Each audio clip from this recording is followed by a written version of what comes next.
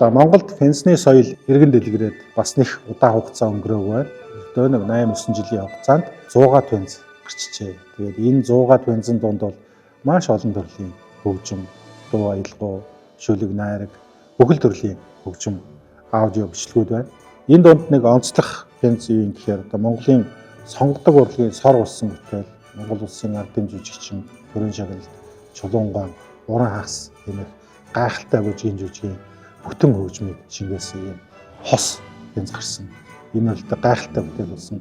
Тэгээд энэ пенс юугаараа онцлог юм гэхээр одоо 1981 онд ардын хувьсгалын 60 жилийн ойгоор тэр үеийн зүйл боловсон мелоди фирмээс эрхлэн дэмжигчин төрийн шагналт Чулуунгаан шилдэг уран бүтээлийн цомог пенсийг гаргаж байсан. Тэгээд энэ нь бол одоо ирээд олдохгүй эрдэнэ сураад олдохгүй сууд тийм хуур болсон юм пенс. Энийг одоо манай пенс сургуулагчид, сонирхогчид олж авах маш их хичээдэг ийм пенсний нэг.